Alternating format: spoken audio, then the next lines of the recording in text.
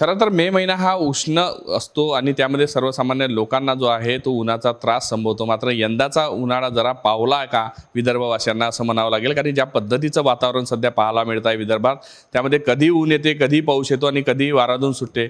अशा सगळ्या परिस्थितीमध्ये कुठेतरी तापमान जे आहे सध्या 40 ते 41 अंशाच्या घरात असलं तरी पुढील काही दिवसामध्ये कशा पद्धतीचं तापमान असणार आहे आणि जुने काही रेकॉर्ड तुटले काय सुद्धा आपल्याला जाणून घेणार आहोत. आपल्याच हवामान विभागाचे हवामान शास्त्रज्ञ जे आहे प्रवीण कुमार सर आहे. सर, गेल्या काही दिवसांमध्ये आपण ज्या पद्धतीने पाहतो पहिल्यांदा असा उन्हाळा जो जाणवतो आहे ज्यामध्ये कधी ऊन, कधी पाऊस आणि कधी वाराधून होते. तो जैसा कि हम देख रहे हैं कि लगातार जो मई का महीना है जिसमें हम सामान्य तापमान जो विदर्भ के ज़िले की होती है वो 43, 44 और 45 होती है। लेकिन पिछले 20 दिनों से अगर हम बात करें विदर्भ के अधिकांश जिलों में जो तापमान है सामान्य से काफ़ी कम बने हुए हैं। कहीं कहीं स्थानों पे जो तापमान है वो सामान्य से 3 डिग्री 4 डिग्री कम बने हुए हैं।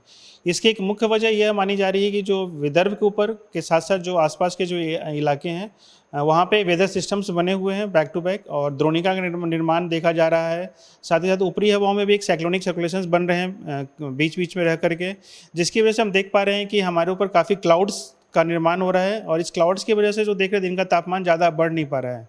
बट इसकी वजह से जो अभी है हवाएं जो आ रही है हमारे विदर्भ के ऊपर वो नमीयुक्त हवाएं आ रही है, जो अरेबियन सी से के साथ साथ बे ऑफ बंगाल से भी हवाएं आ रही है और ये जो हवाएं होती है वो नमीयुक्त हवाएं होती है और इन हवाओं की वजह से हम देख रहे हैं कि एक डिस्कम्फर्ट पैदा हो रहा है, क्योंकि थोड़ी हीट होने की वजह से अगर मॉइस्चर्स ऐड होते हैं तो डिस्कम्फर्ट पैदा हो रहा है, लोगों को थोड़ी परेशानियाँ हो रही है। और साथ ही साथ जो सिस्टम्स बने हुए हैं विदर्भ के ऊपर द्रोणिका के फॉर्म में या फिर अपर एयर साइक्लोनिक सर्कुलेशंस के फॉर्म में, इसकी वजह से जो मॉइस्चर्स आ रहे हैं तो हम देख पा रहे हैं कि विदर्भ के कई जिलों में अधिकांश जिलों में जो है थंडरस्टॉर्म, लाइटनिंग, गरज चमक, तेज़ हवाएं और हल्की से मध्यम बारिश का दौर जारी है। और अगले आने वाले 5 से 7 दिनों में जो वेदर है वो बना रहेगा विदर्भ के अधिकांश जिलों में। कुछ स्थानों पे अगले आने वाले 5 से 7 दिनों में जो सिस्टम से वो बने रहने की संभावना बनी हुई है, जिसकी वजह से लाइट रेनफॉल, कहीं कहीं मॉडरेट रेनफॉल्स और तेज़ हवाएं चलने की संभावना बनी हुई है। सर, ये हवा तो बनी हुई है, बारिश हो रही है, लेकिन बारिश की कितने mm में होनी चाहिए? मतलब ज़्यादा नुकसान नहीं हो रहा, लेकिन खेती को कहीं तो भी यहाँ सब चीज़ों का नुकसान। एग्जैक्टली जो मई का महीना जो सामान्यतः होता है इसमें हम लोग ऑलरेडी ड्राई सीजन्स मानते हैं। मई के साथ साथ जो अप्रैल का भी महीना होता है वो ड्राई सीजन के फॉर्म में मानते हैं, लेकिन इस बार कुछ सिस्टम्स बनने की वजह से, लगातार बनने की वजह से और जो हमारे मेजर सीजनल फीचर्स हैं वो उनके एब्सेंस होने की वजह से हम देख पा रहे हैं कि लगातार बारिश का दौर, हल्की से मध्यम बारिश का दौर जारी है और इसकी वजह से बेशक एग्रीकल्चर्स को कुछ नुकसान होते हैं सीजनल फॉर्म रेनफॉल की वजह से। सर, आने वाले 10 दिनों में इसी तरह का क्या टेम्परेचर वातावरण बना रहेगा और जून का महीना जिसे अपन शुरुआत में कहते हैं वो कैसे रह सकता है? तो अगर हम बात करें अगले आने वाले मई के महीने कैसे रहेंगे, तो अगले जो 10 दिन बचे हुए हैं उसमें हम ऐसा अनुमान लगा रहे हैं कि इसमें अभी कोई भी हीट वेव की चेतावनी नहीं है। जो तापमान है वो सामान्य से थोड़े नीचे ही रहेंगे, 3 से 4 डिग्री, कुछ स्थानों पे 2 से 3 डिग्री भी कम हो सकते हैं और ये जो प्रवृत्ति वो बनी रहेगी। मॉइस्चर्स लगातार आ रहे हैं विदर्भ के ऊपर, जिसकी वजह से हम देखेंगे लोकलाइज रेन्स होते रहेंगे और थंडरस्टॉर्म, लाइटिंग के साथ साथ तेज हवाएं चलती रहेगी। सर, कब तक मानसून का जो है मतलब जिस मानसून का अपन राह देखते हैं वो कब तक आ सकती है? वैसे 15 जून की तारीख है, विदर्भ में कब तक आने की संभावना है? विदर्भ के ऊपर जो मानसून की सामान्य तारीख होती है वो 15 जून होती है। 15 जून के आसपास समूचे विदर्भ को मानसून का रेनफॉल कवर कर लेता है।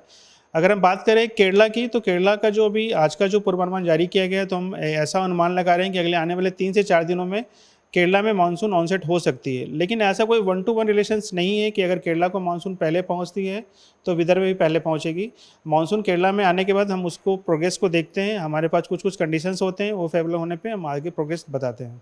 नक्की ज्या पद्धतीचं वातावरण आपल्याला पाहायला मिळत आहे ते यंदाच्या वर्षी जे आहे मे महिन्यामध्ये खरं तर उकाळाचा आणि प्रचंड उन्हाचा त्रास आपल्याला जाणवतो, तो यंदा जाणवलेला नाही किंवा उर्वरित 10 दिवसामध्ये तो जाणवणार सुद्धा नाही। त्यामुळे यावेळेचा जो उन्हाळा जो होता, तीव्रता होती ती कुठेतरी कमी झाली।